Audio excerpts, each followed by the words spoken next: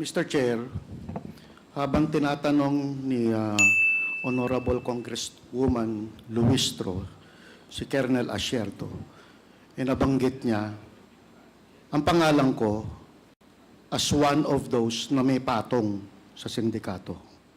Sige, please explain. You have 2 minutes. Mr. Chair, nagsilbi ako ng 38 years laban sa insurgency, anti-terrorism, kidnapping, at illegal drugs. Never na pumatong ako. Kaya kong tumingin kahit kaninong mata na wala akong pinirahan kahit kanino. Now, bakit ko daw kinlir si Michael Yang?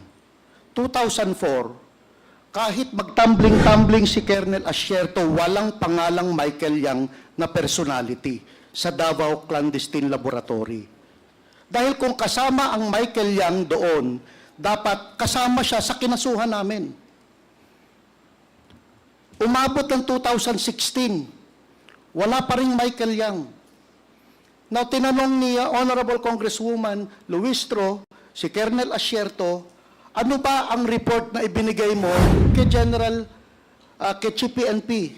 Ang sabi niya, si Michael Yang ay kasama ni Alan Lim at Johnson Chua. Johnson Chua is a personality. Kasama po siya sa kaso. Alan Lim is a personality na nahuli sa Cavite Clandestine Laboratory. Just because kasama mo yung Alan Lim and the Johnson Chua na wala ka pang pinapasok na ebidensya na related sila, ipapasok mo na agad ang pangalang Michael Yang. In fact, walang information na pumasok sa akin na Michael Yang is involved. Point of order, Mr. Chair. Ano ba, sino ang pinapaliwanag ni General Villanueva? Siya ba o si Michael Yang? Sino ba Chair, pinapaliwanag mo? Sarili mo? sarili ko, Mr. Chair. Paliwanag mo yung sarili mo. Yes, sir. Ba't mapagin ka na ibang pangalan dito? No, Mr. Chair, kasi ngayon na lang ako. Mr. Chair, ang Ngayon na lang ako sinabi kasi nagsalita, ha? Hindi ako nagkasalita kanina pa. Ha? Yes, Mr. Chair. Ang sinabi kasi ni Colonel Asierto, patong ako dahil ikinlir ko si Michael Yang.